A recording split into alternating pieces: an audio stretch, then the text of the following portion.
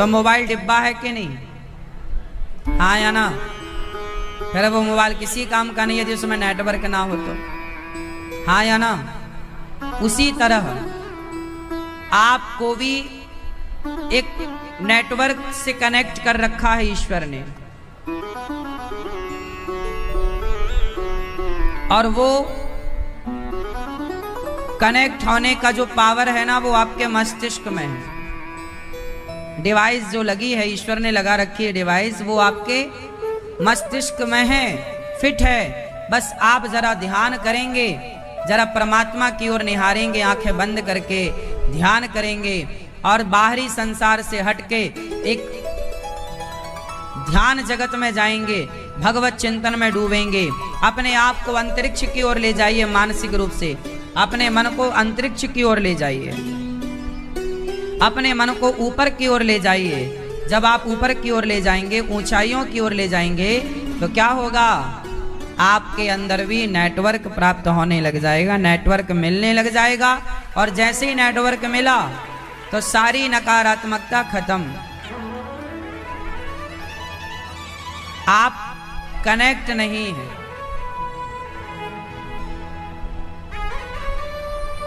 जरूरत किस चीज की है? बोलो मेरी मां। कनेक्टिविटी की। आप अपने आप को बस कनेक्ट करके रखें भगवान से। आज लोग जो परेशान हैं वो क्यों है जानते हो? उनका भगवान से सिग्नल नहीं मिल रहा। सिग्नल जिनका मिल रहा है वो आज कलयुग में भी बड़े प्रसन्न हैं। जिनका सिग्नल मिल रहा है वो राम राम जप के प्रसन्न है, कुछ ना होने पर भी प्रसन्न है। और जिनका सिग्नल नहीं मिल रहा है, उनके पास सारी दौलत होने पर भी वो परेशान है। हाँ या ना? बहुत लोगों के पास बहुत पैसा है,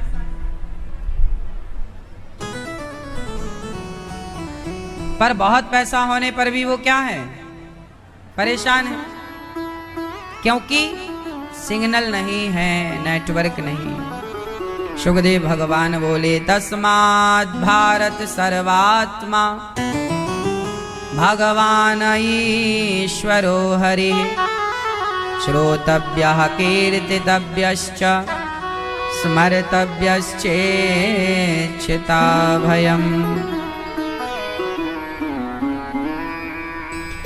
तस्मात् भारत सर्वात्मा, सब में भगवान का दर्शन करिए। तस्मात् भारत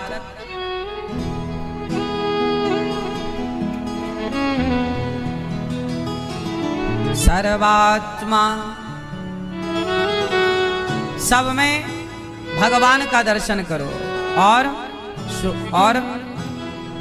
फिर कहा श्रोतव्य, श्रोत कथा सुनो, कीर्तन स्मरण करो। और जिता सनो जित श्वासो जित संगो जितेन्द्रिय स्थूले भगवतो रूपे मनः संधारये धिया। जितासनो, आसन प्राणायाम करो। प्राणायाम करना जरूरी है। प्राणायाम करने से चित्त शांत होता है। प्राणायाम जरूर किया करो। सुखदेव भगवान कहते हैं प्राणायाम करो। क्या करना चाहिए मेरी माँ? आप लोग योग वगैरह करते हो कि नहीं? कौन सा योग करते हो? हाँ, कपालभाति करते हो? मैया, ओ पंचायती मैया, कौन सा योग करती हो? कौन सा योग करती हो बताओ? कोई योग करती हो स्वास्थ्य के लिए? नहीं करती हो। जल्दी बीमार पड़ जाओगी योग वगैरह नहीं करोगी तो। थोड़ा योग किया करो मैया। सवेरे मैया आप योग करती हो? हाँ या ना? मैया आप योग करती हो? क्या करती हो? हैं? प्राणायाम किया करो। प्राणायाम किया करो, लंबी लंबी सांसें लिया करो। भस्त्रिका प्राणायाम बहुत बढ़िया है। भस्त्रिका तो करना ही चाहिए। हार्ट अटैक नहीं आता उस प्राणायाम से। क्या होता है भस्त्रिका? गहरी, खूब बढ़िया गहरी सांस लेना, तेजी से प्रेशर से छोड़ना है। 5-5 मिनट भी यदि आप ये कर लें, 2 मिनट भी कर लें, तो 24 घंटे के लिए चार्ज हो जाएंगे आप। लेकिन आज का आदमी इतना आलसी है, औरों के लिए तो छोड़ दो, वो अपने लिए भी कुछ नहीं करता। सारी जिंदगी आप बस बच्चे के लिए, परिवार के लिए मरते रहते हैं। अरे आप सही हैं, आप स्वस्थ हैं तो सब कुछ अच्छा है। आप ही अच्छे नहीं हैं तो सब कुछ अच्छा नहीं लगता। पैसा भी तब अच्छा लगता है जब शरीर अच्छा हो, परिवार भी तब अच्छा लगता है जब शरीर अच्छा हो।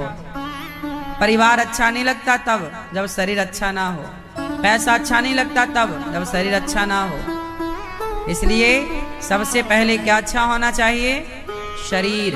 तो शरीर कैसे अच्छा होगा? योग किया करिए। मैया, पीली मैया, ओ मेरी पीली मैया बैठो, मेरी माँ।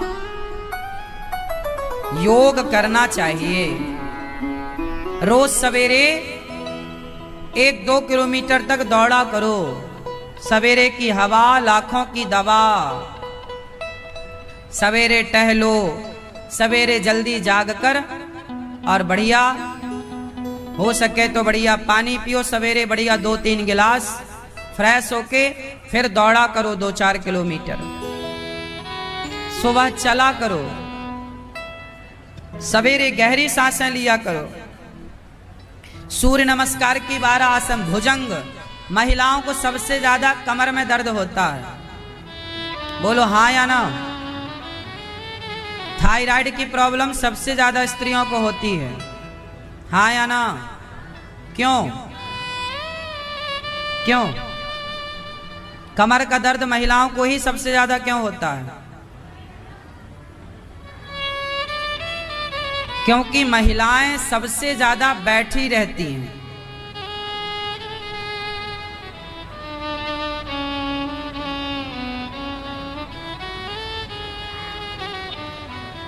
आपको भुजंगासन करना चाहिए।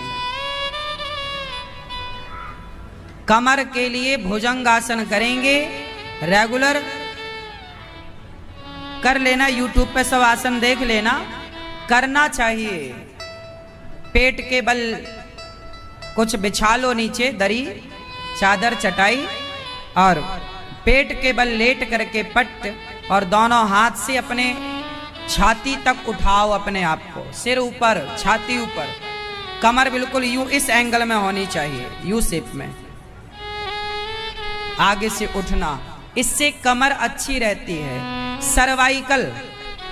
सर्वाइकल नाम की एक बीमारी है जो हड्डियों को जकड़ देता है। फिर वो हड्डी ऐसी जकड़ जाती है कि फिर आप लफते नहीं है, मीन्स आप झुक नहीं पाते, आपको झुकने में दर्द होता है। ये तब होता है जब आप अपने शरीर का ख्याल नहीं रखते। 40 साल के बाद शरीर में कैल्शियम की कमी होने लग जाती है। 40 साल के बाद पाचन शक्ति कमजोर पड़ने लग जाती है। इसलिए आप पहले से ही अपने शरीर को मेंटेन करके रखेंगे तो आपका बुढ़ापा हंसते हंसते गुजरेगा। ज्यादा से ज्यादा लिक्विड चीजें खाने का प्रयास कीजिए। लिक्विड मीन्स रसेदार चीजें खाओगे। सुबह आप खूब चावल खाओ, सुबह आप खूब रोटी खाओ, पर शाम को रोटी चावल बिल्कुल ना खाना। शाम को क्या खाओ? क्या खाओ? सिर्फ दाल पियो, सब्जियां खाओ। सवेरे खा लो बढ़िया चकाचक जो तुम्हें खाना है। शाम को बस हो सके तो आप केवल दूध बस पियो, और शाम को भी ना दूध वगैरह भी सूर्य अस्त होने के पहले ले लिया करो। सबसे उत्तम बोल रहा हूं मैं। दूसरे नंबर पर तो ये हो सकता है कि आप 7 बजे दूध ले लो, 8 बजे गर्मी है 8 बजे आप दूध पी लो। शाम को ना पेट भर दूध पियो। शाम का भोजन ना करें ना तो आप लंबा टिकेंगे। आपकी बीमारी का मूल कारण है रात्रि का खाना। आपकी बीमारी का मूल कारण क्या है? भोजन भी जहर हो जाता है यदि वो गलत तरीके से लिया जाए तो। हाँ या ना? भोजन क्या बन जाता है? जहर, यदि वो गलत तरीके से लिया जाए। अब आप क्या करते हो? रात को खाते हो और वहीं बैठे बैठे खाए और खाने के तुरंत बाद बिस्तर पर लेट गए। अब वो भोजन पचेगा नहीं, तुम्हारी चर्बी बढ़ाएगा, सड़ेगा पेट में। भोजन को पचने के लिए क्या चाहिए बताओ? जोर से। भोजन को पचाने के लिए क्या चाहिए? आग, जठराग्नि। और आपके शरीर में जो भोजन पचाने की आग है वो दिन में आग जलती है, रात को कमजोर पड़ती है। दिन में क्या होता है? सूर्य भगवान होते हैं और सूर्य का संबंध आग से है। इस संसार में हर चीज नीचे जाती है। एक आग की, अग्नि की जो लौ है, ज्योति है, ज्वाला है जो ऊपर की तरफ जाती है। पानी ऊपर से नीचे जाता है, पानी ऊपर से। जोर से। मैया, भैया, मैया जा रही हो? नहीं? पंचायत करने वहां? नहीं? अच्छा, नहीं सुनाई पड़ रहा है? टाटा कर लो। अच्छा मेरी माँ।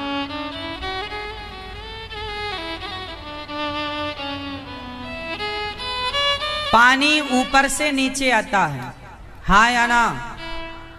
कोई भी चीज, कोई भी वस्तु ऊपर फेंकी जाएगी तो वो नीचे आएगी। पर आग ऐसी है कि आग जलाई जाए तो आग की ज्योति और आग का धुआं ऊपर जाता है। हर चीज ऊपर से नीचे आती है, पर अग्नि की ज्योति नीचे से।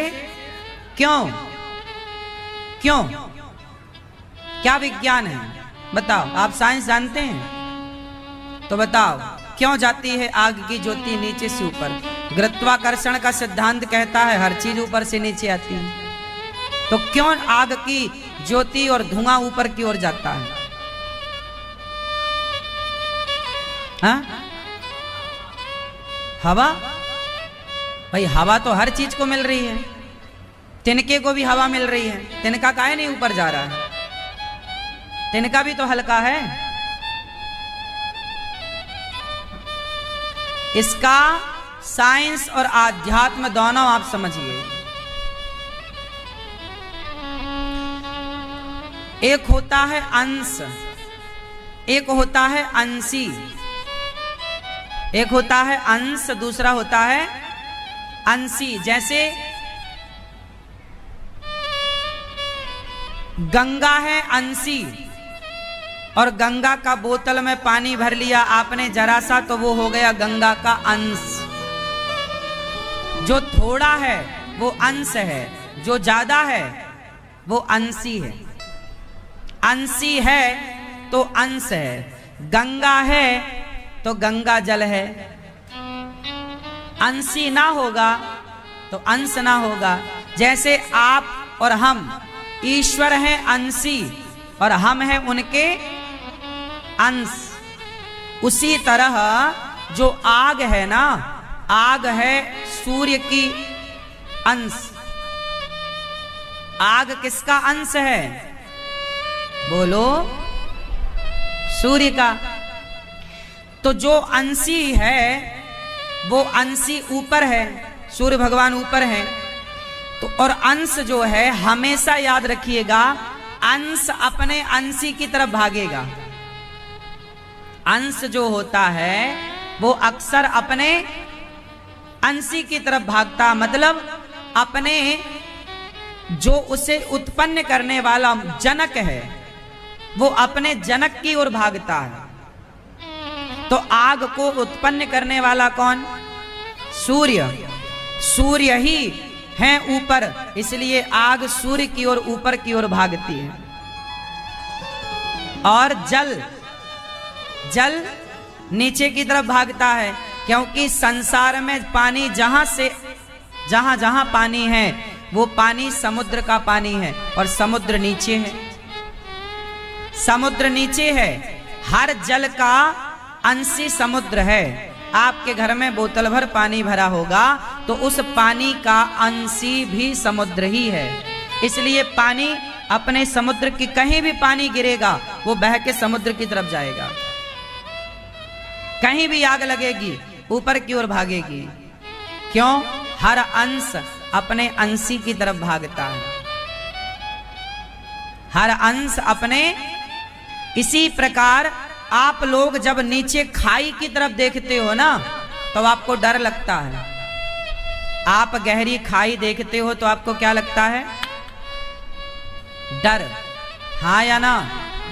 लेकिन जब आप आकाश में ऊपर देखते हो तो आपको डर नहीं लगता।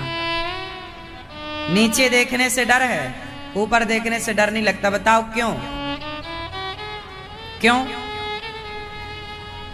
क्योंकि आपके अंदर जो आत्मा है वो आत्मा ईश्वर का अंश है, और ईश्वर भी ऊपर बैठा है। तो आपको जब आपकी आत्मा ऊपर देखती है तो वो अपने आराध्य को देखकर प्रसन्न होती है, और जब वो नीचे देखती है तो उस आराध्य से बिछड़ने का उसे डर सताने लगता है। तो वो डरने लग जाती है, कहीं मैं नीचे ना चली जाऊं, कहीं मेरा पतन ना हो जाए। इसलिए वो नीचे देखने से डरती है और ऊपर देखने से प्रसन्न होती है, क्योंकि आत्मा का अंशी ऊपर है, नीचे नहीं। व्यापकता तो ईश्वर की सर्वत्र है, फिर भी बैकुंठ तो ऊपर बताया गया है ना। क्यों? भगवान की व्यापकता तो सर्वत्र है, लेकिन बैकुंठ स्थान जो है वो ऊपर है। तो हमारी जो आत्मा है वो किसका अंश है? ईश्वर अंश जीव अविनाशी। हम ईश्वर के अंश हैं, तो हमारी आत्मा उस परमात्मा से मिलने के लिए बेचैन रहती है। इसलिए जब ऊपर देखते हैं ना तो आत्मा उस परमात्मा से मिलने के लिए लालायित है, प्रसन्न रहती है। और नीचे देखते हैं तो आत्मा डर जाती है, हमारा पतन ना हो, हम नरकगामी ना हो जाएं। तो हमारे शरीर में जो आग है वो जठराग्नि है, जो भोजन पचाती है। और भोजन कब बढ़िया पचता है? रात को कि दिन को? सच्ची बताओ, भोजन सबसे बढ़िया दिन में पचता है कि रात को?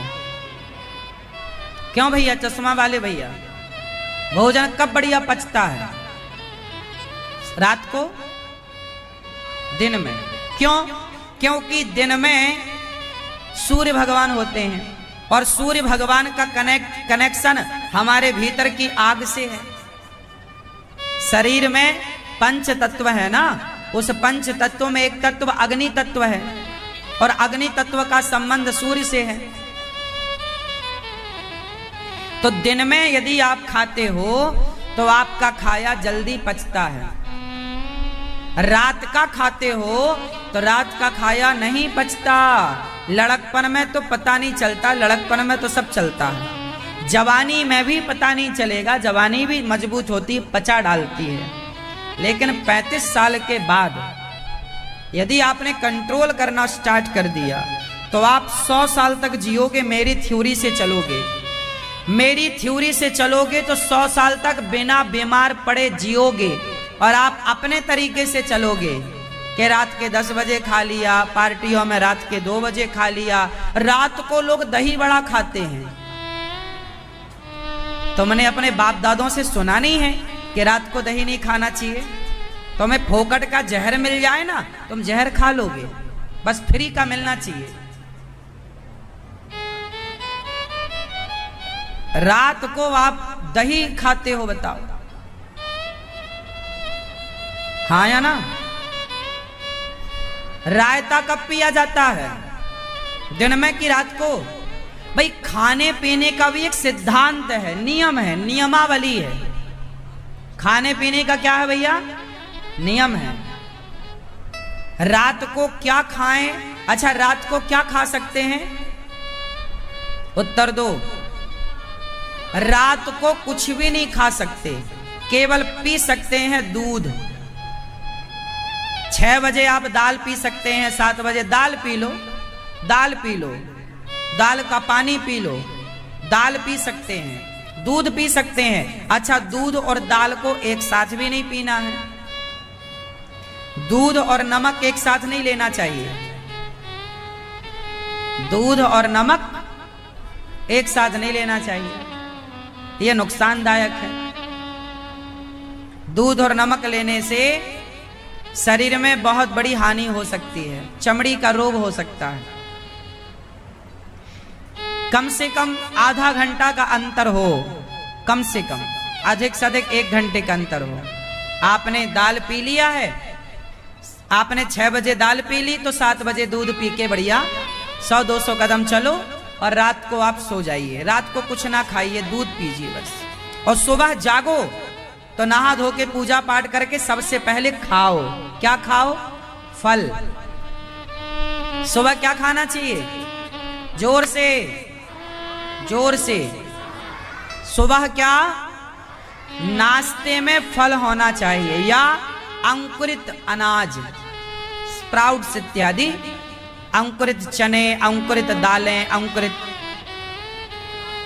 चीजें, स्प्राउट समझते हैं ना, अंकुरित। सवेरे फल, एप्पल है, और अब आम का सीजन चला, आम है, जामुन है, और ना जाने कितने सारे फल हैं। फला फला सब खा सकते हैं। फल, सवेरे फल, दोपहर को मस्त खाओ भोजन, बढ़िया खाओ पेट भर के, और शाम को पियो दूध और 100 साल जियो। और रात को तुम 10 बजे खा रहे हो, 11 बजे खा रहे हो, तो याद रखो 70-80 पार ना कर पाओगे तुम। लिख लो डायरी में। और तुम मरोगे भी ना तो तड़प तड़प के मरोगे बीमारियों से, क्योंकि तुम्हारा खाना पीना बिगड़ा कि बीमारियों का बुलावा। आप रात को खा रहे हैं, आधी रात को, मतलब बीमारियों को निमंत्रण दे रहे हैं, आओ बीमारी महारानी आओ, हमारा शरीर खाली है, आ जाओ, यहीं रहो, बस जाओ। कुछ लोगों को तो देखो,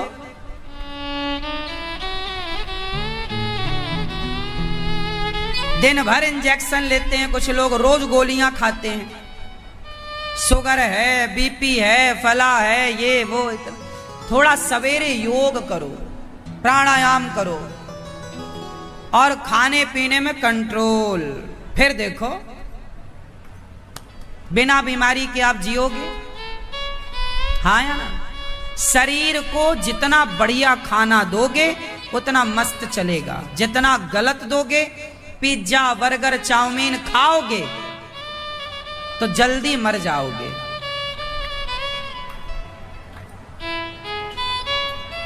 है ना? सुखदेव भगवान कह रहे हैं, सत्याम क्षितौ किम कसिपोह प्रयासैर बाहौ स्वसिद्धेयुपवर्हणै किम सत्यंजलौ किम पुरुधान्य पात्र्य दिग्वल्कलादौ सत्य किम दुकूलै। ज्यादा हाय हाय नहीं करना चाहिए। जितना ईश्वर देते हैं ना, देखो शरीर को स्वस्थ रखने के लिए अच्छा खाओ, और मन को शांत रखने के लिए जितना दिया विधाता ने उसमें संतोष रखो। जमी पर लेट जाते हैं, सिराने हाथ रखते हैं, हम तो अपना तकिया बिस्तर हमेशा साथ रखते हैं। ज्यादा संग्रह परिग्रह में नहीं उलझना चाहिए।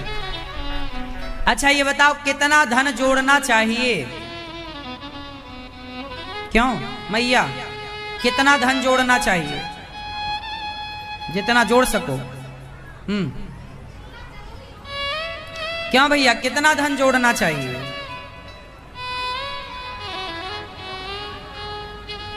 मैया बहुरिया बताओ, कितना धन जोड़ें?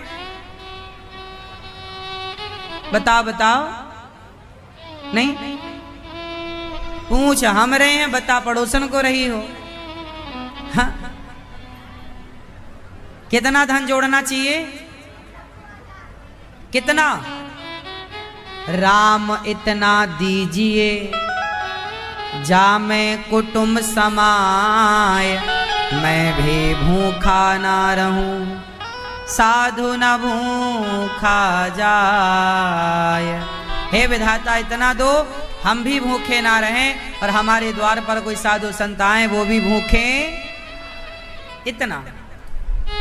इतना जोड़ो कि तुम्हारे दरवाजे से कभी कोई भूखा ना जाए। बस तुम जोड़ते किसके लिए हो? बच्चों के लिए। अरे बच्चों के लिए पैसा जोड़ने की जरूरत नहीं है, टैलेंट दे दो, योग्य बना दो, काबिल बना दो। सारी दुनिया पड़ी है उनके लिए कमा के खाने के लिए, खूब कमाएंगे, लायक बना दो। उनको जोड़ने की जरूरत नहीं है। जोड़ के आप क्यों दें? उन्हें काबिल बनाओ ना। ज्यादा जोड़ के दोगे तो बच्चे तुम्हारे निकम्मे हो जाएंगे। वो कहेंगे बाप ने सब तो दिया है, क्या करने की जरूरत है।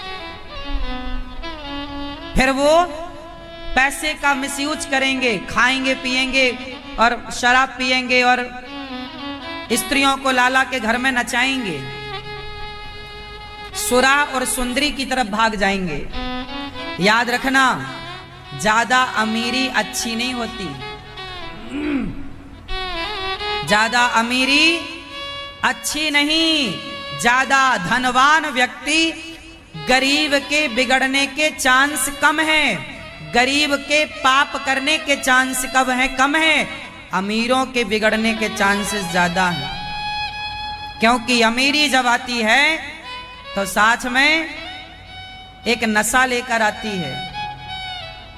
यदि आपकी अमीरी संस्कारों से नहीं जुड़ी, सत्संग से नहीं जुड़ी, तो अमीर लोग शराब पीने लग जाएंगे, स्त्रियों का उपयोग करने लग जाएंगे, पर स्त्रियों का, और वो अपनी संपत्ति शराब में और सुंदरियों में लुटाने लग जाएंगे।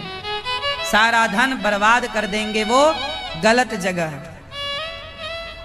इसलिए बच्चों को सिर्फ पढ़ाकर पैसा कमाने वाला नहीं बनाना, पैसे का खर्च कहाँ करना है।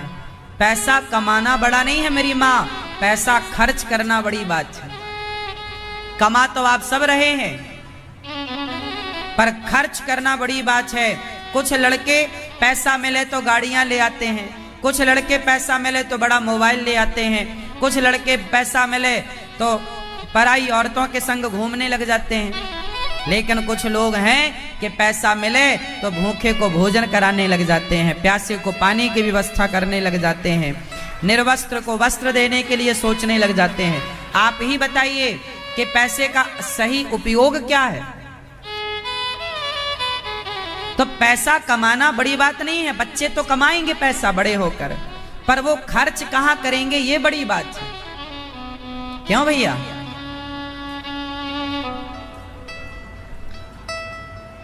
शराब की बोतल 100 रुपए की आती है और भरपेट भोजन भी 100 रुपए का आता है बाजार में, हाँ या ना? अब ये आपको डिसीजन करना पड़ेगा कि आपके जेब में 100 रुपए हैं तो उससे आप शराब की बोतल खरीदें या किसी भूखे के लिए भोजन लेकर और अपने हाथ से उसे भोजन कराएं कि भैया तू खा, ये ले। पैसा कमाना बड़ी बात नहीं है मेरी माँ। पैसा तो वैश्याएं भी कमा रही हैं रोज तुमसे ज्यादा। कमाना बड़ी बात नहीं है। क्या आपका पैसा ईमानदारी का है? क्या आपका पैसा मेहनत का है? ऐसे तो पैसा कमाना हो तो लोग मर्डर करके भी पैसा कमा रहे हैं। सुपारी ले लेते हैं 10 लाख की 20 लाख की, मारने की मार डालते हैं और पैसा उनको मिल जाता है। तो पैसा तो देखो मारने का भी लोग कमा रहे हैं। पैसा तो लोग किसी को किडनैप कर लेते हैं और पैसे की फिरौती मांग लेते हैं, तो पैसा तो वैसे भी लोग कमा रहे हैं। परंतु ऐसे पैसा नहीं कमाना। पैसा ऐसे कमाओ ईमानदारी का, भले कम कमाओ। हमें करोड़पति बनना ही नहीं है। हमारा सपना पैसा करोड़पति बनने का नहीं। हम तो विधाता से इतना कहते हैं कि प्रभु जब तक सांस है तब तक गौरी गोपाल में कोई आवे तो भरपेट उसे भोजन मिल जाए, भरपेट उसे पानी मिल जाए। ऐसे इस लायक बनाए रहना, बनाए रखना, इससे ज्यादा नहीं, इससे ज्यादा चाहिए नहीं ना, जरूरत ही नहीं है। बताओ क्या बांधेंगे सिर में पैसा, क्या करेंगे? सभी में बांट कर जो खाए उसे इंसान कहते हैं, पराया दर्द अपनाए उसे इंसान कहते हैं। आप लोगों का पैसा कमाना बुरा नहीं है मेरी माँ, पैसा खूब कमाना चाहिए। अपने बच्चों को समझाओ बेटा बहुत पैसा कमाओ, पर जब ये समझाया करो ना कि पैसा कमाओ, तब ये भी समझाया करो बेटा पैसा खूब कमाओ पर ईमानदारी से कमाओ और खर्च करो पर अच्छी जगह। आप पैसा कहाँ खर्च करें? अपने बिजनेस में खर्च करें, अपने व्यापार को बढ़ाने में खर्च करें, आप अपने लिए घर बनाने में पैसा खर्च करें, बड़ी बड़ी गाड़ियां खरीदने में पैसा नहीं, अपने लिए घर बनाओ, अपने लिए एक दो खेत खरीद लो, आप अपने लिए कुछ प्लॉट खरीद लो, क्योंकि पैसा का सही उपयोग यही है। आपके पास एक घर है जिस घर में आप रहते हैं, एक घर और आपके पास है, उसे आपने किराए से दे रखा है, उस किराए से आपका काम चलता है।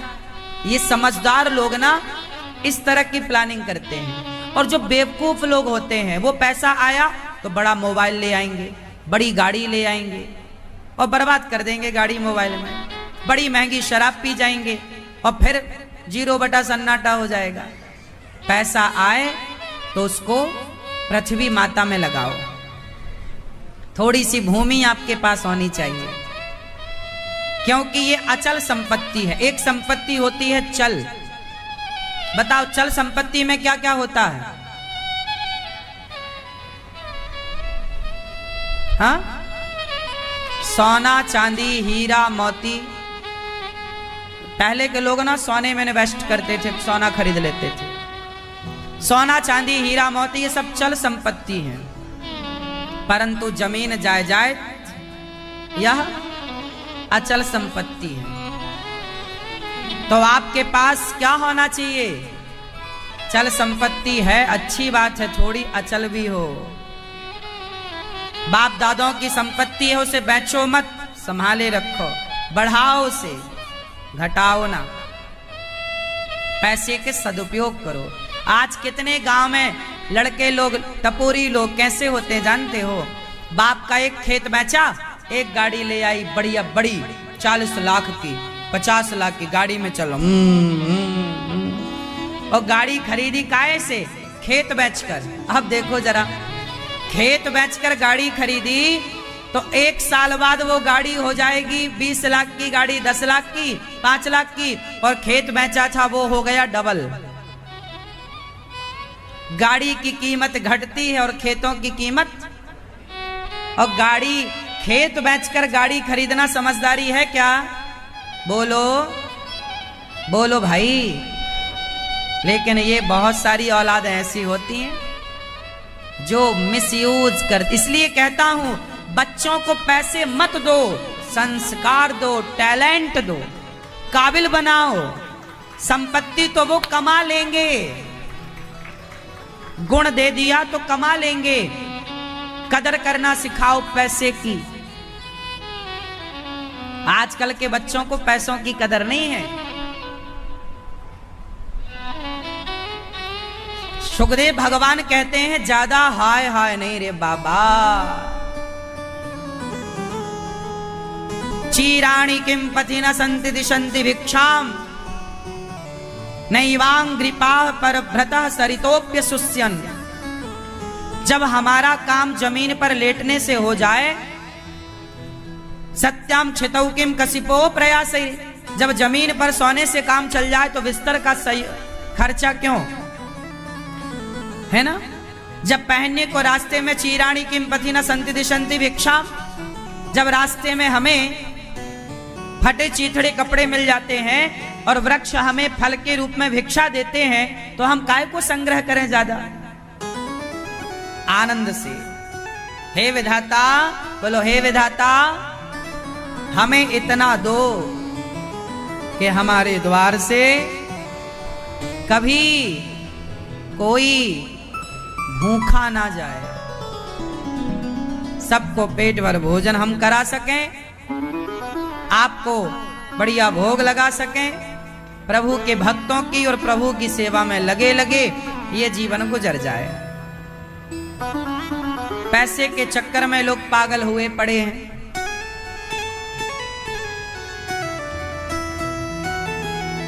अकामः सर्व कामो वा मोक्ष कामा उदारधी ते प्रेण भक्ति योगेन यजेत पुरुषं परम। जिसे लक्ष्मी चाहिए वो माया देवी की उपासना करे, जिसे अग्नि चाहिए, अन्न तेज चाहिए वो अग्नि की उपासना करे, अन्न चाहिए अदिति की। लेकिन जिसे भगवान को जिसने पा लिया वो सब कुछ पा लिया, उसे अलग से कुछ पाने की जरूरत। इसलिए सबके पीछे ना भागो। हम इस देवता, आप लोग ना देवताओं के पीछे भागते हैं, देवताओं के पीछे भागने की जरूरत नहीं। देवता के पीछे भागोगे तो देवता एक ही चीज दे पाएगा, क्योंकि देवताओं के पास एक एक मंत्रालय है, हाँ या ना। पर भगवान तो सबके ऊपर है, इसलिए आप देवताओं के पीछे ना भागो, भगवान में समर्पण कर दो तो सब देवता आपके आगे पीछे डोलेंगे। अच्छा ये बताओ, शनि महाराज कितने पावरफुल हैं, पर शनि को भी रावण अपने सिंहासन के नीचे दबाए रखा कि नहीं? बोलो हाँ। ये राहु केतु कितने पावरफुल, आप चिंता करते हो राहु लगा, केतु लगा, मंगल लगा, फला फला फला, नहीं। हनुमान जी जब लंका गए तो रावण के द्वार में सारे देवता हाथ जोड़े खड़े थे। रावण बड़ा बलवान था, कर जोरे सुर दिसिप विनीता, भ्रकुटि बिलोकत सकल सभीता। रावण एक बार देख लेता ना तो इंद्र भी थर थर कांप जाते, इतना पावरफुल रावण था। हनुमान जी लंका गए तो सारे देवताओं को वहां देखा, रावण ने सबको बंदी बना रखा था। अधिकाधिक देवताओं को हनुमान जी ने छुड़ाया लंका में। अब बताओ, हनुमान जी पर कृपा किसकी थी? बोलो बोलो। जब राम जी ने हनुमान जी पर अपना हाथ रख दिया, हनुमान जी पर कृपा कर दी, तो देवता हनुमान जी का कुछ बिगाड़ सकते थे? बोलो, रावण कुछ बिगाड़ सकता था? अरे देवता उनका कुछ बिगाड़ सकते हैं जिन पर राम की कृपा ना हो। जा पर कृपा राम की होई, ता पर कृपा करें सब कोई। जिस पर राम जी की, मेरे प्रभु की कृपा है, उस पर देवताओं का क्या है? इसलिए तुलसीदास जी ने लिखा, और देवता चित्त न धरई, हनुमत से ये सर्व सुख करई। और देवताओं के चक्कर में पड़ने की जरूरत नहीं है। आप लोग ना बहुत दुखिया आदमी हैं, आप लोगों को कोई कह दे कि वहां चले जाओ तुम्हारा दुख दूर हो जाएगा, तो आप तुरंत चले जाएंगे। आपको लगता है वहां जाने से हमारा दुख दूर हो जाएगा, कहीं जाने से तुम्हारा दुख दूर ना होगा। दुख तो राम का भी दूर नहीं हो पाया, 14 साल बेचारे जंगल में भटकते रहे। वो तो भगवान है ना, दुख उनका क्या बिगाड़ सकता था? लेकिन याद रखो कि ये संसार में आए हो ना, तो हर व्यक्ति अपने कर्मों को लेकर आया है। ये जो दुख हैं ये किसी मंत्र तंत्र से ना जाएंगे। ये जो दुख मिलते हैं जीवन में, अवश्यमेव भोक्तव्यम, वो दुखों को भोगना ही पड़ता है। गीता कहती है अवश्यमेव भोक्तव्यम, अवश्य भोगना ही पड़ेगा, भोगना ही पड़ेगा आपको। कहीं जाने से आपका कुछ ना होगा। क्या करें फिर महाराज? भगवान की शरण में रहो, भगवान अपने आराध्य, अपने इष्ट की शरण में रहो। जो भगवान की शरण में है तो भगवान भक्तों पे आया हुआ दुख वो चाहे तो खत्म कर दें। बड़ा सा बड़ा दुख जरा से में टल जाता है। जब भगवान की शरण में आप रहते हैं तो क्या होता है, आपका दुख टल जाता है। क्या होता है, कैसे टलता है? जैसे आपको माना कि मरना है, लेकिन तभी आपके पांव में कांटा चुभ गया, तो आपके पांव में जो कांटा चुभा, उस कांटे की चुभन ने तुम्हें तो मरना था, पर तुमने भगवान की शरण में अपने आप को समर्पित किया, भगवान के भरोसे रहे, तो भगवान ने तुम्हारी मृत्यु को उस कांटे के दर्द में टाल दिया, टल गई मौत। अच्छा, कई बार आप लोग सपना देखते हैं, उस सपने में खुद को मरा हुआ देखते हैं कि मैं मर गई या मैं मर गया। हाँ या ना? कई बार बहुत लोग आप में से ऐसे होंगे जिन्हें खुद के मर जाने का सपना आया होगा। किस किस को आया है? कभी ना कभी आपको आया सपना में, ऐसा आपने देखा कि आप मर गए, देखा है ना? क्यों देखते हैं ऐसा? एक्चुअली वो सचमुच आपके मरने का टाइम होता है, पर आपने जो भक्ति की, जो पुण्य किया, उस पुण्य से क्या हुआ, तुम्हारी मृत्यु तो हुई पर सपने में होकर के टल गई। सपने में होकर टल गई।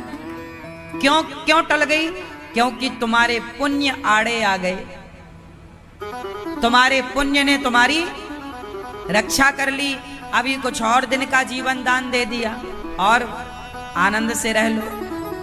मरना तो फाइनल सबको है ही, लेकिन फिर भी भगवान अपने भक्तों का जितना टाल सकते हैं वो टालते हैं, और जो नहीं टाल सकते तो फिर भगवान ने तो अपना भी 14 वर्ष का वनवास नहीं टाला, क्योंकि जो है वो है, वो तो भोगना ही पड़ेगा। दशरथ जी की मृत्यु क्या राम नहीं टाल सकते थे? बोलो, बताओ मेरी मां, क्या दशरथ जी की मृत्यु राम नहीं टाल सकते थे? क्यों नहीं टाले?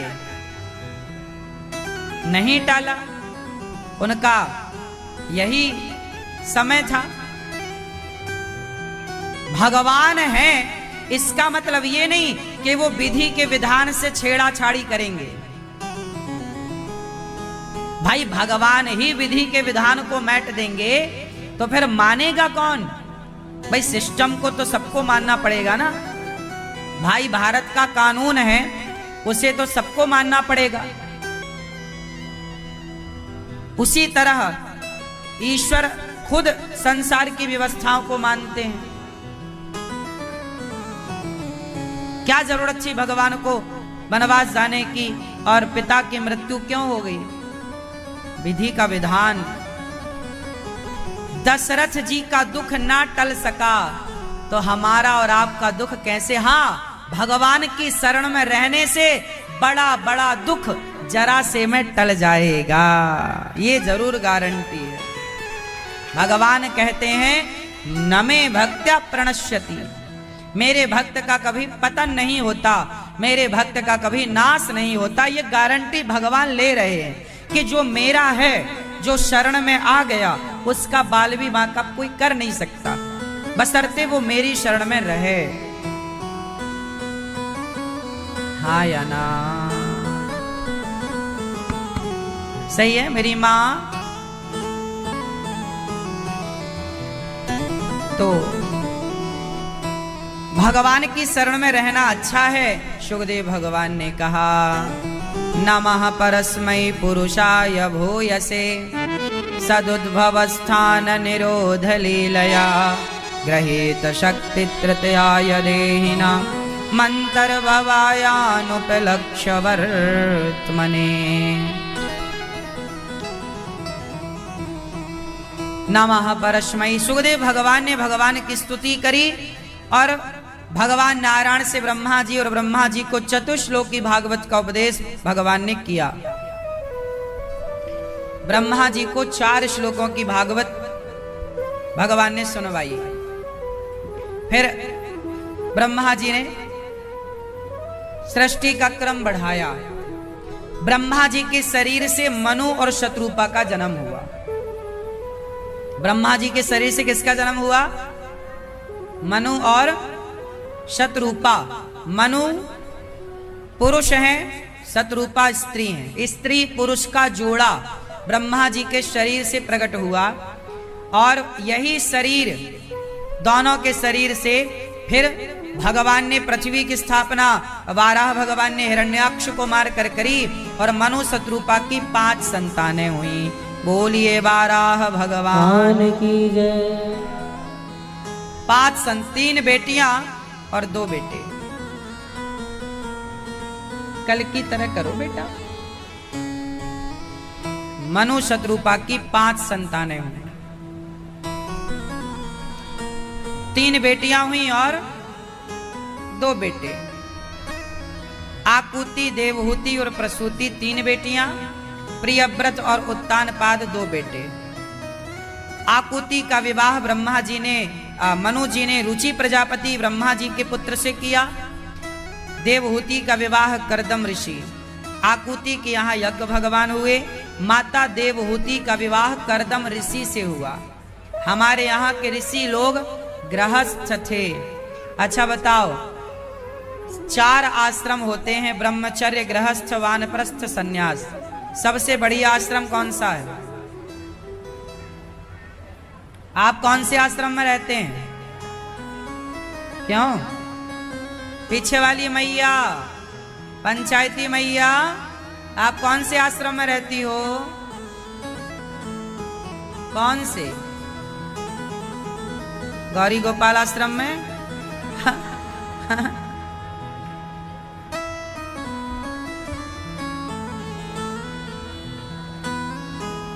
मैया आप कौन से आश्रम में रहती हो?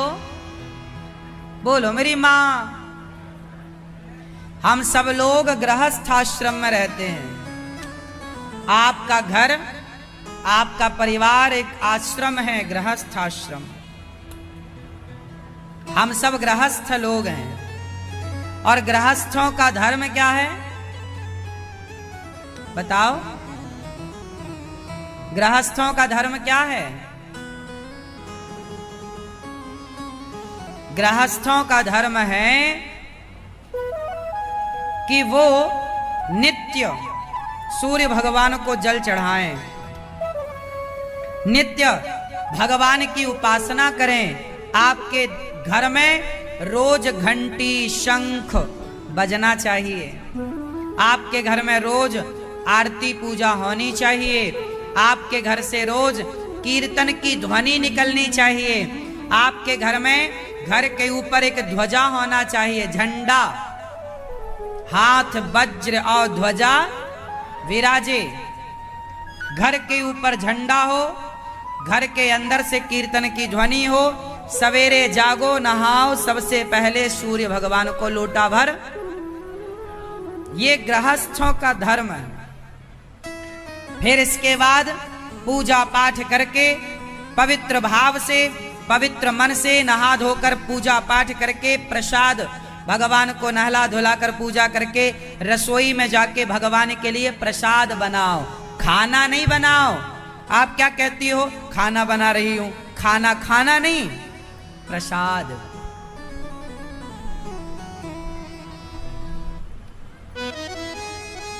हम क्या बना रहे हैं?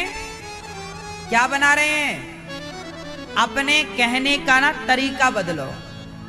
जब आप बदलेंगे ना तो घर का वातावरण बदल जाएगा, माहौल बदल जाएगा, विचार भी बदल जाएंगे।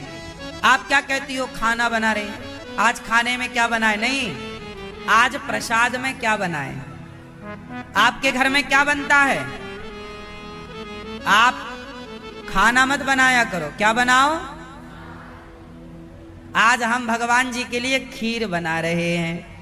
आज हम भगवान जी के लिए पराठे बना रहे हैं। आज हम भगवान जी के लिए इमरती बना रहे हैं। आज हम भगवान जी के लिए जलेबी बना रहे हैं। आज हम भगवान के लिए पोहा बना रहे हैं। आज हम भगवान के लिए सब्जी चावल बना रहे हैं।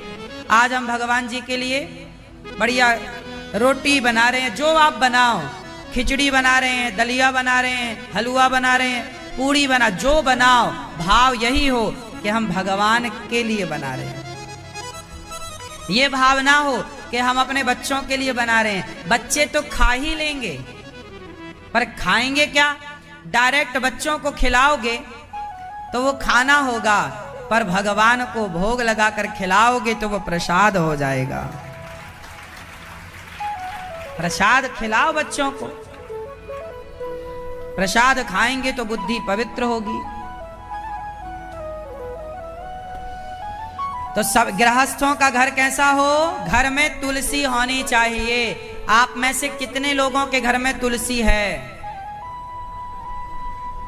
घर में क्या होना चाहिए? तुलसी महारानी तो घर में हो। दादाजी आपके घर में तुलसी है? किस किस के घर में तुलसी है? यहाँ घर में तुलसी हो, घर में गोपाल जी हो और घर में शालिग्राम भगवान हो। शालिग्राम भगवान की पूजा पुरुष वर्ग करेगा, गोपाल जी की पूजा स्त्रियां कर सकती हैं, करती ही हैं, करना ही चाहिए। केवल शालिग्राम भगवान की पूजा पुरुष लोग क्या करें कि बस भगवान शालिग्राम जी को उठाकर और नहला दो, पानी डाल दो बस। शालिग्राम हमारे हिंदू धर्म, सनातन धर्म में सबसे सरल पूजा किसकी है? बोलो। शालिग्राम भगवान की सबसे सरल पूजा शालिग्राम। कैसी सरल बताओ? हाँ, पानी से भरी बाल्टी में शालिग्राम भगवान को लो, माना कि शालिग्राम लो, और बाल्टी साफ पानी में डुबा दो और रख दो, ऐसे। ये हो गया स्नान। और जो बनाओ दाल चावल तो बस दिखा दो, जय हो प्रभु, खाओ, और फिर आप खा लो। ज्यादा तुमसे ना हो पाए इतने ही कर लो। सबसे सरल, सबसे सस्ती, सबसे कम टाइम में पूजा शालिग्राम भगवान की होती है।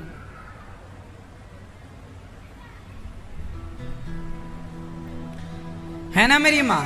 ज्यादा समय है तो फिर ध्यान लगाओ, पूजा विधि विधान से करो। नहीं है तो आप एक बर्तन, थाली लो, शालिग्राम जी को रखो, गिलास भर पानी डाल दो, पोंछ दो। आपके पास इत्र है तो इत्र लगा के थोड़ा मालिश कर दो भगवान की। नहीं है तो कोई बात नहीं, जरा सा घी ही लगा दो, शालिग्राम भगवान को चमक जाएंगे। और फिर आप तुलसी चढ़ाओ तो अच्छा है, ना चढ़ाओ अच्छा है, दिखा लो, खा लो।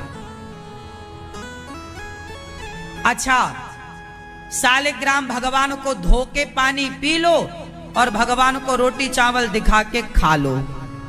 धो के पी लो, दिखा के खा लो। यह शालिग्राम भगवान की पूजा है। धो के चरणामृत हो जाएगा। शालिग्राम भगवान को नहलाने के बाद क्या हो गया? पी लो चरणामृत। पुरुषों को कहते ना टाइम नहीं मिलता पूजा करने का। भाई साहब 30 सेकंड से भी कम टाइम में आप पूजा कर सकते हैं शालिग्राम भगवान की। 1 मिनट से मतलब 30 सेकंड, आधा मिनट में भी आप पूजा कर सकते हैं यदि टाइम नहीं है तो। और है कर लो ठीक ठाक। तो घर में शालिग्राम भगवान होने चाहिए, घर में तुलसी होनी चाहिए, घर में घंटी होनी चाहिए, घंटी। घर में शंख होना चाहिए। और सबको नियम बताओ कि बिना भोग लगाए कुछ नहीं खाया करो। अब मौसमी फल आता है, आम आ रहे हैं, आप लोग आम खाए कि नहीं? आम लाओ तो सबसे पहले काट कर भोग लगाओ, पहले ही मत चूसने लग जाओ।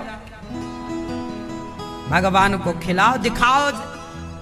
बैठे हैं ना आपके घर में, शालिग्राम दिखा दो, हे प्रभु आम खाओ, खा लिए, हो गया बस। काट के दे दो, प्रेम से भोग लगाओ, और अच्छा है। कम से कम इतना तो करो। अपने धर्म से च्युत मत बनो, धर्म से बिलग मत हो जाओ, धर्म का पालन करो।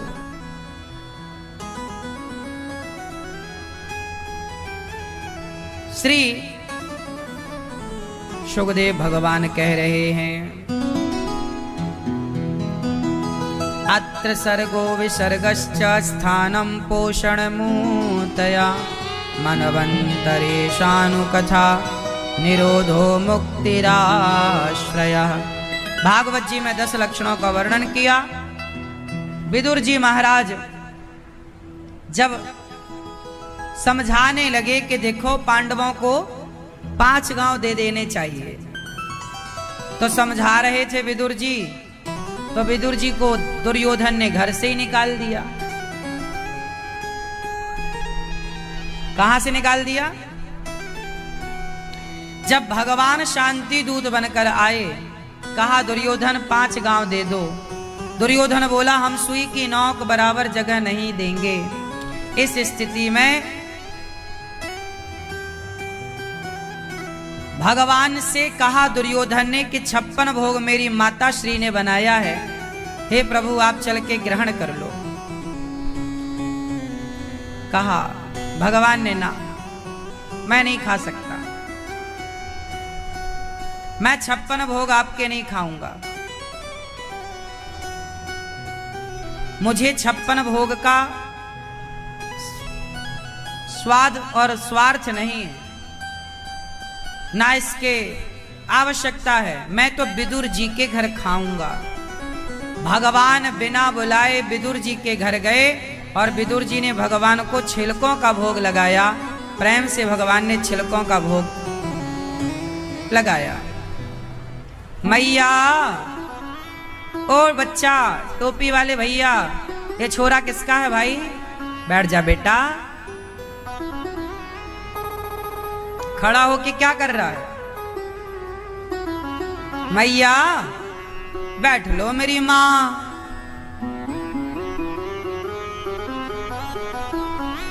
जाना है तो जल्दी जाओ, बैठना है तो शांति से बैठो।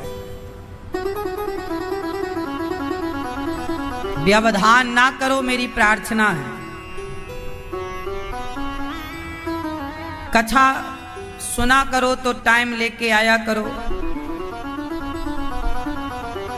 3 घंटे बैठ लो मन लगा के। जाना है टुप्पी टाप चले जाओ। हाँ, एक भजन गाएंगे हम। जिनको जाना है चुपचाप चले जाना, और जिनको बैठना है शांति से बैठना। सुनो, एक भजन सुनाए देते हैं आपको। भजन इसलिए सुना रहे हैं कि जिनको जाना वाना है, कथा के बीच में जाओगे ना तो डिस्टर्ब बहुत होता है। जब भजन गाया करेंगे, और जिसको जाना है ट्रेन व्रेन है तो आप जा सकते हैं, कोई बात नहीं है। तो विदुर जी ने किससे संबंध रखा? किससे बताओ? ओ भैया बैठ जाओ सरकार। बताओ कैसे सुनते हो आप लोग? कान वान सब सही चल रहे हैं?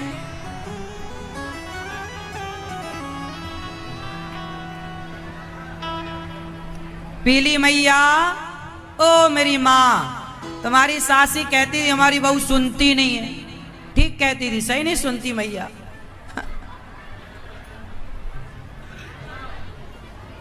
बैठ जाओ मेरी माँ।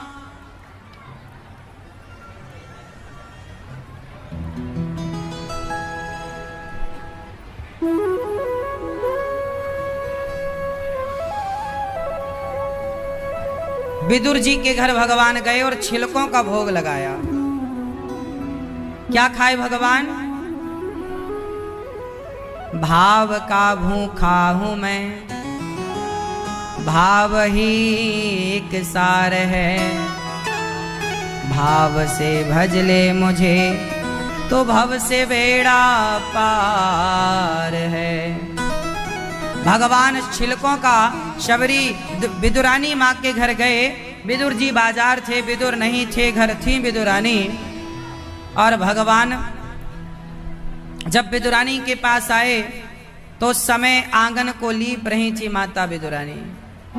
विदुर जी ने कहा कन्हैया आने वाले हैं, घर की साफ सफाई कर लो। तो गाय के गोबर से आंगन लीपने लग गई। भगवान आए, कहा काकी जी बड़ी भूख लगी है, उसी हाथ से। अब कहा वो अच्छे से धुले, सामान्य रूप से धुल लिया, प्रभु को जाके देखती है, टुकुर टुकुर देखती ही रह गई। विदुरानी ने भगवान को बिठाया, चौकी रखी तो उल्टी रख दी। ऐसी दयनीय स्थिति थी विदुर जी की कि घर में बहुत अच्छी व्यवस्थाएं नहीं। भगवान कोई अमीरों के घर नहीं जाते और गरीबों के घर भी नहीं। चाहे अमीर हो गरीब हो, फर्क नहीं पड़ता कि आप अमीर हो या गरीब हो। यदि भाव पवित्र है, हृदय पवित्र है, तो विदुरानी के घर जाके भगवान कहते हैं, काकी जी भूख लगी है, कुछ खाए हुए किताएं दे दे। काकी जी चौकी पर बिठाती है, उल्टी चौकी रखती है, बगीचे से तोड़कर फल लाती है और भगवान को देखने में ऐसी भाव विह्वल हो गई, पता ही नहीं चला विदुरानी को कि हम क्या खिला रही हैं भगवान को। और बस भगवान को वो देती जाती, भगवान खाते जाते। छिलका छील कर देती, भगवान छिलकों का भोग लगाते। फल फेंकती गई और छिलका। अच्छा, विदुरानी ने छिलका क्यों खिलाया? मैया बताओ। हाँ हाँ, विदुरानी को पता ही नहीं था कि मैं क्या खिला रही हूं। मैं छिलका खिला रही हूं कि फल खिला रही हूं, उन्हें पता नहीं लगा। बस भगवान की भक्ति कैसे होगी जब आपको ये पता ना रहे कि मैं कौन हूं, ये छिलका है कि केला है। जब बाह्य जगत भूल जाए, केवल एक भगवान का स्मरण रह जाए, वही तो पूजा है, वही तो भक्ति है, दूसरा कोई ना हो। विदुरानी की स्थिति ऐसी हो गई, उसे पता ही नहीं लगा कि ये छिलका है कि केला है। ऐसी तन्मयता आ जाना, ऐसा भावावेश आ जाना, ऐसा हृदय स्थिर हो जाना, प्रभु की याद में, भगवान के चिंतन में सब भूल जा। अपने को भूल गई कि मैं कौन। जब मैं था तब हरि नहीं, अब हरि है मैं नाय। प्रेम गली अति सांकरी, जाम में दो न समाये। मैं, और जब तक मैं मीन्स अभिमान होगा कि मैं कुछ हूं, तब तक भगवान का क्या काम। इसलिए भगवान का एक अच्छा भक्त कौन हो सकता है? वो हो सकता है जो भगवान की याद में खुद को भी भूल जाए। जो खुद को भूल जाता है वही भगवान का पता लगा पाता है। जैसे खुद का पता रहता है, वो भगवान का पता नहीं लगा सकता। भगवान का पता लगाने के लिए खुद का पता भुलाना पड़ेगा, खुद को भूलना पड़ेगा।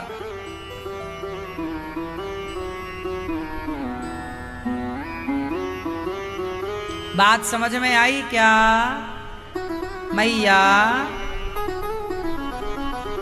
विदुरानी के घर भगवान छिलके खाए। विदुर जी आए, 56 भोग परोसा, डांटा विदुरानी को। क्या खिला दिया भगवान को आपने? देखो छिलके। भगवान के लिए मेवा मिष्ठान, काजू मेवा मिष्ठान रखा। जब भगवान ने सब खाया और खाते हुए विदुर जी की ओर देखा, मुस्कुराए। विदुर जी ने कहा, प्रभु क्यों मुस्कुरा रहे हैं? भगवान बोले, काका जी, मुझे जो स्वाद उन छिलकों में मिला, जो सुख उन छिलकों में मिला, वो आपके 56 भोग में नहीं है। 56 भोग से क्या मतलब? भगवान को क्या प्रयोजन? क्या करेंगे भगवान 56 भोग का? भगवान 56 भोग नहीं खाते, भक्त का भाव स्वीकार करते हैं। आपकी श्रद्धा कितनी है? कर्माबाई की खिचड़ी खाए कि नहीं? हाँ या ना? कर्माबाई तो बेचारी बिना नहाए खिचड़ी बना दिया करती थी और जगन्नाथ जी को बुलाती। जगन्नाथ जी गोद में बैठते और गोद में बैठ करके कर्माबाई के हाथ से खिचड़ी खाया करते थे। भगवान ये थोड़ी देखते हैं कि तुम्हारी जात, तुम्हारा धर्म क्या है। भगवान तो तुम्हारी गोद में आकर बैठने को तैयार हैं। बस तुम निश्चल निष्कपट सच्चे बनो तो सही। भगवान तो तुम्हारी गोद में बैठकर खाएंगे। क्या कर्माबाई की खिचड़ी नहीं खाई? खाए। तब तो सारे जगत में प्रसिद्ध है, सारे लोग गाते हैं।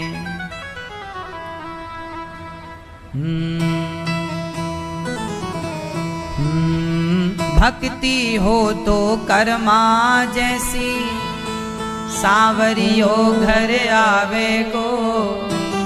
भक्ति भाव से पूर्ण होकर, हरख हरख गुण गावे गो। साचो प्रेम प्रभु से हो तो, साचो प्रेम प्रभु से हो तो।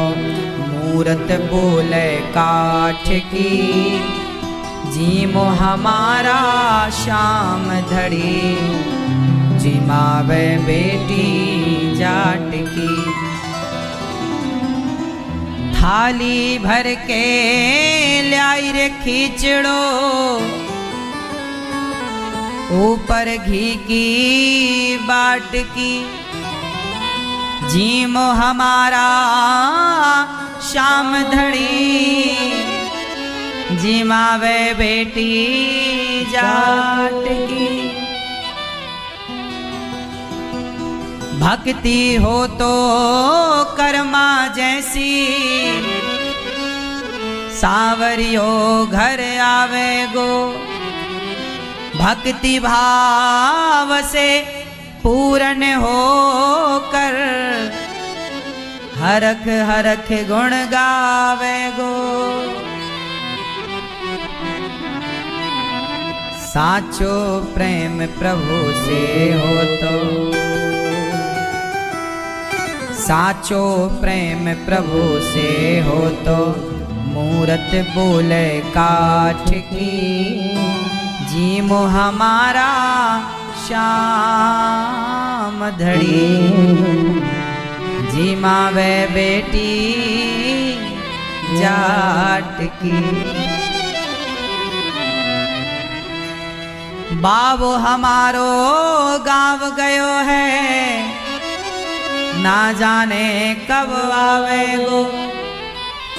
ऊके भरोसे बैठो रहो तो, भूखो ही रह जावेगो। आज जिमाऊं तने खिचड़ो, काल रावड़ी छाछ की। जीमो हमारा शाम धड़ी, जिमावे बेटी जाट की। पढ़ दो भूल गई सांवरियो, पढ़ दो फेर लगायो जी। धावलियों की ओट बैठ के, श्याम खिचड़ो खायो जी। भोला भाला भक्ता के मन, सावलियां कैया अटकी। जीमो हमारा शाम धड़ी, जिमावे बेटी जाट की। जगन्नाथ जी को रोज बुलाया करती, हे जगन्नाथ जी आओ। खिचड़ी खिलाया करती थी भगवान को। ये बात उसके लड़कपन की है। जब कर्माबाई के पिताजी को भगवान का दर्शन कर्माबाई ने कराया, उसके बाद वो सब छोड़ करके जगन्नाथ जी चली गई और बचा हुआ सारा समय जगन्नाथ जी में गुजारा। जगन्नाथ जी से रोज कहती, हे प्रभु, रोज खिचड़ी बनाती। बुढ़ापा आ गया, अब बुढ़ापा तो बुढ़ापा है, वो बुढ़ापे में भी ना भूल जाती सब कुछ। कई बार तो लेट नींद खुले तो वो बिना नहाए खिचड़ी चढ़ा दे, पानी अधन चढ़ा दे, पानी चढ़ाए और उसमें थोड़ा चावल दाल डाल दे, नमक डाल दे और खिचड़ी बन रही है और वो दातून करती जा रही है।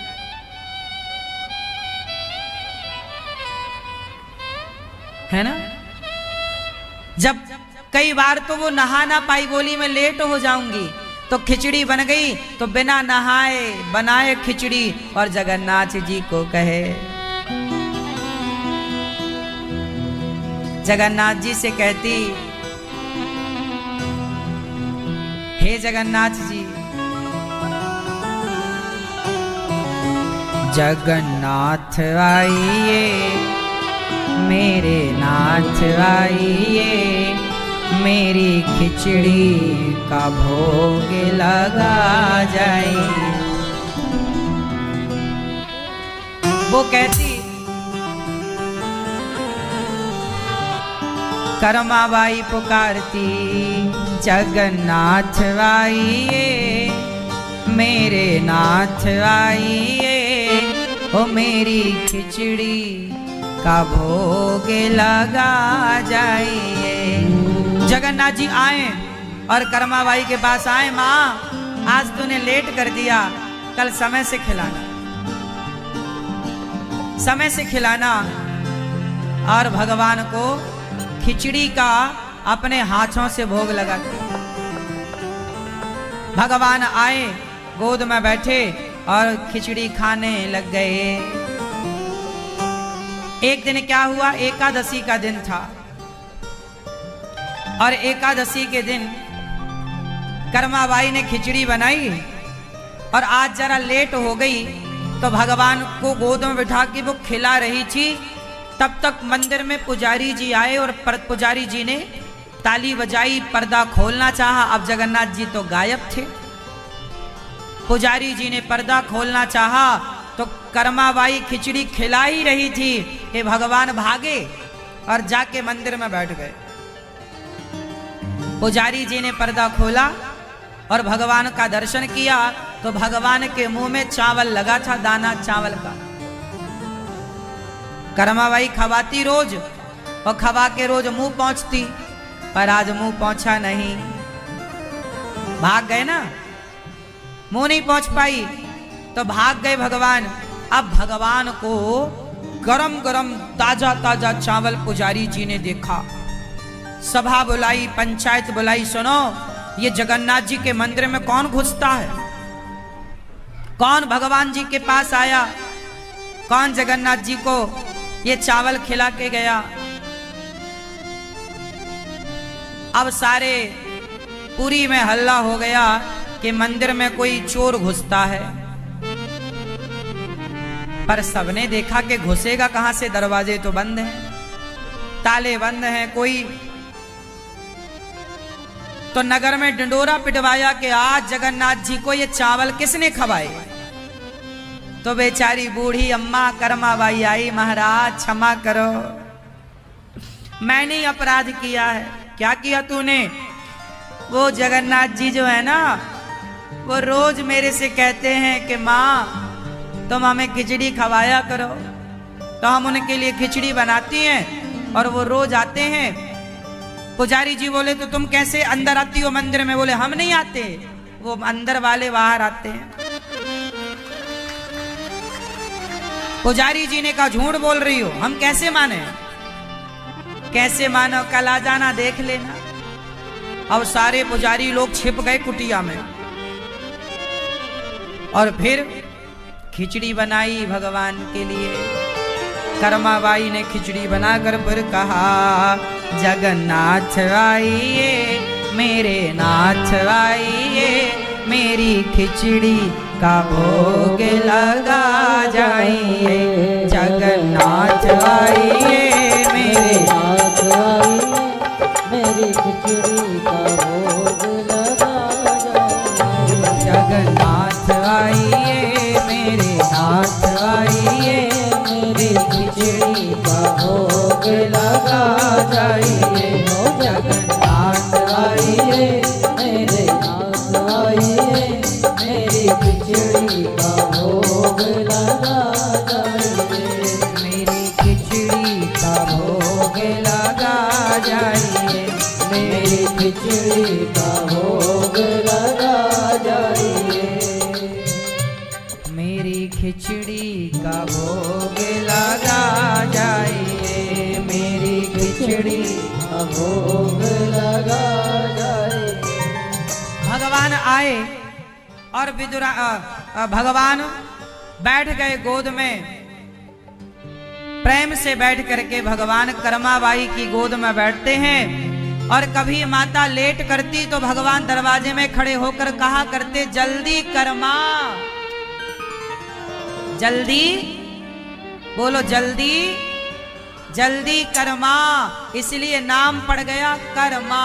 जल्दी कर्मा, मेरे लिए जल्दी खिचड़ी दे, जल्दी कर जल्दी कर जल्दी कर्मा, तो नाम पड़ गया कर्मा।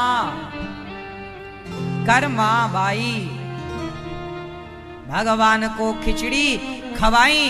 पुजारी लोग बैठे हैं सब चुपचाप यहां वहां, पर किसी को कुछ दिख नहीं रहा। पुजारी जी आए, अरे कर्मा, तूने तो कहा था भगवान आते हैं, कहाँ है? कर्मा बोली, ये तो बैठे हैं जगन्नाथ जी। पुजारी जी ने कहा, हमें तो नहीं दिख रहे हैं। कर्मा बाई बोली प्रभु से, प्रभु आप पुजारी जी को दर्शन नहीं दे रहे हो क्या? भगवान बोले ना। बोले प्रभु वो तो आपके भगत हैं, रोज पूजा करते हैं। भगवान बोले कर्मा, तेरी तरह जब तक इनका मन ना होगा, इनके अंदर छल है, कपट है, ईर्ष्या है, तेरा हृदय पवित्र है, तुझ जैसे पवित्र मन वाले को ही मैं दिखता हूँ। ये कितने भी पूजा करें, इनकी तो सैकड़ों पीढ़ियां मर गई पूजा कर करके, ये हमें ना देख पाए। कर्माबाई ने कहा, प्रभु यदि आप इन्हें नहीं दिखोगे ना, तो ये सारे लोग हमें झूठा कहेंगे कि तुम झूठ बोलती हो कि जगन्नाथ जी आते हैं। हे प्रभु, अपने इस भक्त को क्या झूठा होने दोगे? एक बार इन्हें दर्शन देकर मेरी वाणी को सिद्ध कर दीजिए, मेरी वाणी को सत्य कर दीजिए। तब भगवान ने कृपा करी। माँ के कहने से, कर्मा माई के कहने से भगवान ने सारे भक्तों पुजारियों को दर्शन दिया, और सबने देखकर भगवान के चरणों में प्रणाम किया और कर्मा माई को प्रणाम किया। पुजारी जी रोने लगे, प्रभु हमारी उम्र निकल गई आपकी पूजा करते करते, हमारी तो पूजा आपने स्वीकार नहीं की, हमारे हाथ से कभी नहीं खाया, कर्मा ने क्या कर लिया कि गोद में बैठकर खाते हो? जगन्नाथ जी बोले, कर्मा की तरह जिसका चित्त पवित्र होता है, हृदय शुद्ध होता है, मैं उसके हृदय में, उसकी गोद में बैठता हूं, उसके पास रहता हूं। पुजारी जी चले गए, भगवान अंतर्धान हो गए। रोज की तरह कर्माबाई खिचड़ी बनाती। कर्माबाई का बुढ़ापा आया, कर्माबाई की मृत्यु होने का टाइम आ गया, और कर्माबाई की मृत्यु एक दिन आया ऐसा कि कर्मा की मृत्यु हो गई। कर्माबाई जब मरी तो भगवान जगन्नाथ जी रोए। पुजारियों ने कहा, प्रभु आज आपकी आंखों में आंसू क्यों हैं? क्या हुआ प्रभु आपको? जगन्नाथ जी बोले कि मेरी कर्मा चली गई, अब कौन मुझे खिचड़ी खवाएगा? पुजारियों ने बड़े हंसते हुए कहा, वाह भगवान, तुम्हारे हाथ में तो ये पूरा संसार है, तुम चाहो तो कोई मरे ही ना। जब तुम्हें कर्मा से इतना प्यार है, प्रेम है, तो तुमने कर्मा को मरने ही क्यों दिया? भाई मृत्यु और जीवन दोनों आपके हाथ में है, आप मरने ही ना देते, अमर कर देते कि जब तक ये दुनिया रहेगी आप जिंदा रहोगी। भगवान बोले, मैं क्या करूं? ये संसार मृत्यु लोक है, इस संसार में जो आता है उसे संसार के नियम का पालन करना पड़ता है। मृत्यु लोक है तो मरना पड़ेगा।